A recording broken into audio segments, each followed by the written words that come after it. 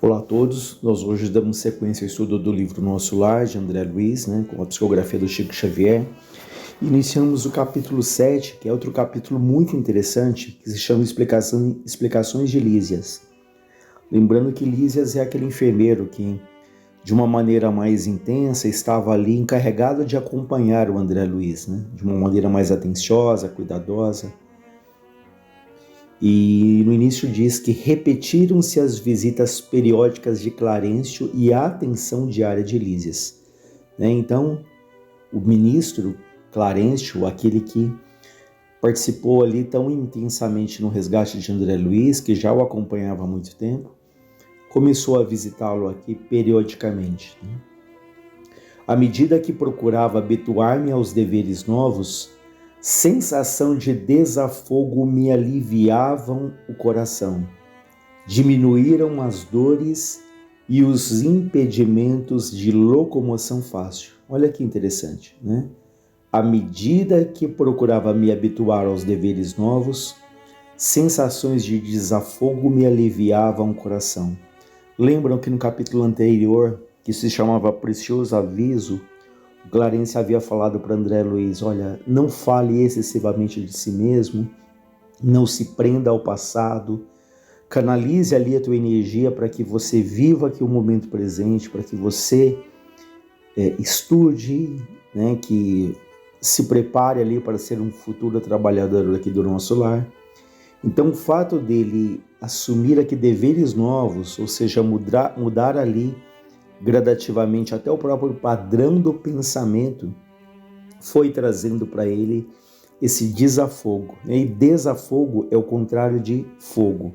O fogo é aquilo que queima, o fogo que nos deixa ali agitados. Então, desafogo, ou seja, alívio, desanuviar ali a nossa mente, o nosso coração, trazer ali mais leveza, ou seja, assumindo deveres novos, porque ao longo da vida nós temos muitas ideias, Nós temos muitos projetos, muitas boas intenções, no entanto nós esperamos ali que surja um momento ideal, que nos venha ali uma inspiração divina, para que nos sintamos ali arrebatados por uma comoção, e será que existe esse momento perfeito, Então, à medida em que nós vamos assumindo as responsabilidades, que vamos ali colocando em prática aquilo que nós queremos, isso não significa santidade, não significa fazer muito bem feito, mas significa o quê?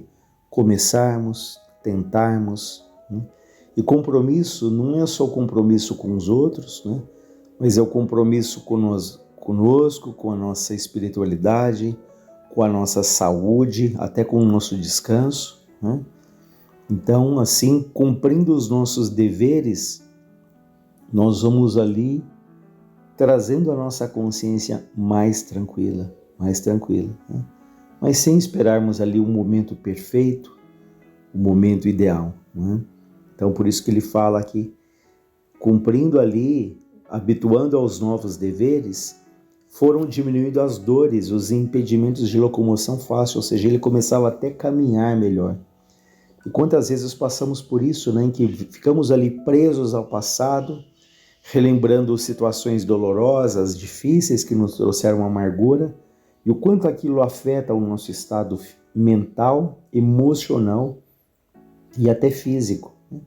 Quantas pessoas atualmente estão nos consultórios médicos, que se sentam ali numa cadeira em frente ao médico, com problemas físicos, às vezes sérios, mas quantas vezes a origem está ali em problemas emocionais, que o corpo ali somatiza, que as células físicas assimilam.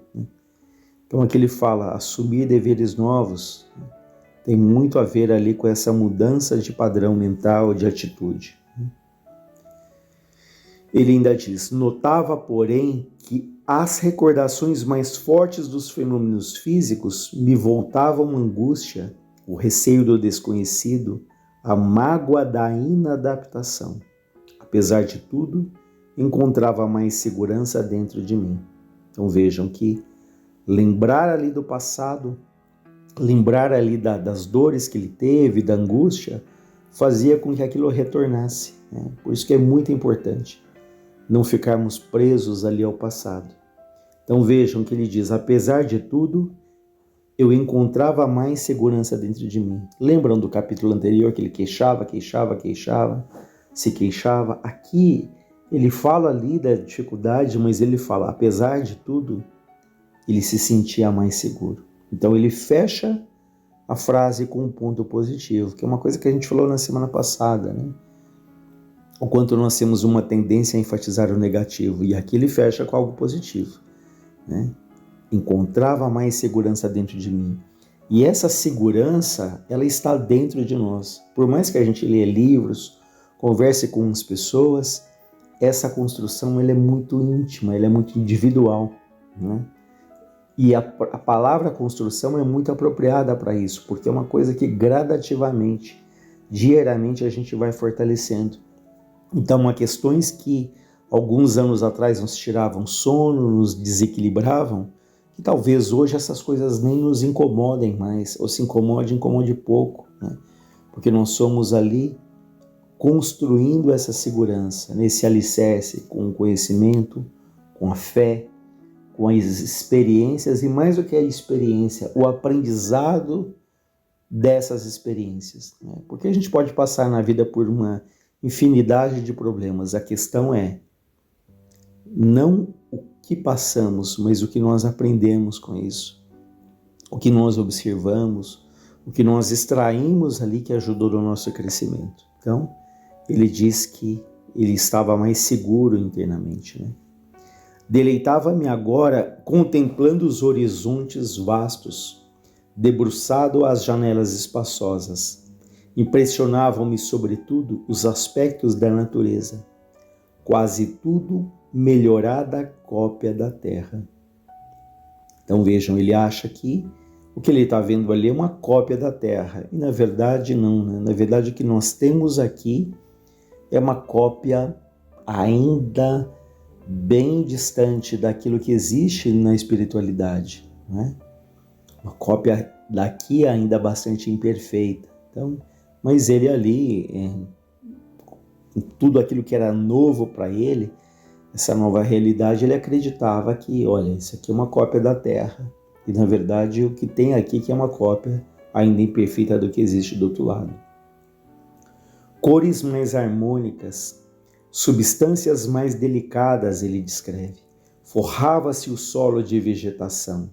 Grandes árvores, pomares fartos, jardins deliciosos. Desenhavam-se montes coroados de luz em continuidade à planície onde a colônia repousava. Então vejam o que existe lá em nosso lar. Grandes árvores, né, pomares, jardins, ou seja, muita beleza ali da natureza, né, muita beleza. Certamente plantas ali que ele desconhecia aqui, árvores que ele desconhecia, cores, né, também desconhecidas aqui, enfim, a beleza ali da natureza que ele ficava ali deslumbrado com essas novidades. Todos os departamentos apareciam cultivados com esmero, né, com cuidado. A pequena distância alteavam-se graciosos edifícios. Alinhavam-se a espaços regulares, exibindo formas diversas. Nenhum sem flores à entrada, ou seja, todos os edifícios com flores ali na entrada, destacando-se algumas casinhas encantadoras, cercadas por muros de era, onde rosas diferentes desabrochavam aqui e ali, adornando o verde de cambientes variados. Aves de plumagem policromas, né? Ou seja, aves de plumagens ali com várias cores, cruzavam-se os ares e de quando em quando pousavam agrupadas nas torres muito alvas, a se erguerem retilíneas, lembrando lírios gigantescos rumo aos céus. Das janelas largas eu observava curioso o movimento do parque. Extremamente surpreendido, identificava animais domésticos entre árvores frondosas enfileiradas ao fundo. Nas minhas lutas introspectivas, Perdia-me em indagações de toda sorte.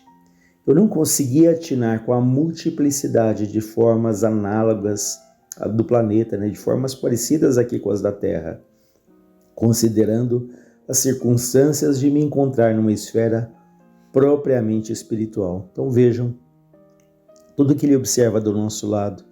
E uma vez mais nós lembramos que nosso lar é uma colônia próxima da Terra, não é? Então vejam que muito do que tem lá tem aqui, né? Ou melhor, muito do que tem aqui tem lá, né? Mas muito mais elaborado.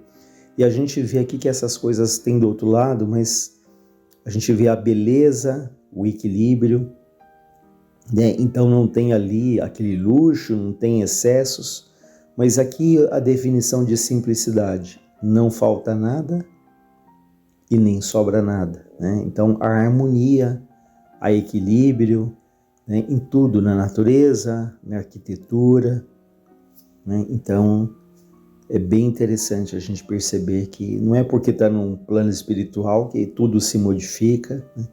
É uma continuidade, mas muito mais sutil, muito mais elaborado, muito mais belo do que existe aqui na Terra. Lísias, o companheiro amável de todos os dias, não regateava explicações, né? Não restringia nenhuma explicação ali. E diz: a morte do corpo não conduz o homem a situações miraculosas, Lísias dizia. Todo o processo evolutivo implica gradação. Há regiões múltiplas para os desencarnados, como existem planos inúmeros e surpreendentes para as criaturas envolvidas de carne terrestre. Almas e sentimentos, formas e coisas obedecem a princípios de desenvolvimento natural e hierarquia justa. Então vejam, a morte do corpo não conduz a situações miraculosas. Então o que vai acontecer depois que eu desencarnar, que nós morremos? É a continuidade, né? Não há milagres, ninguém se torna ali um santo, um anjo, né? Como nós fomos até induzidos a pensar quando éramos crianças, né? Mas a vida continua.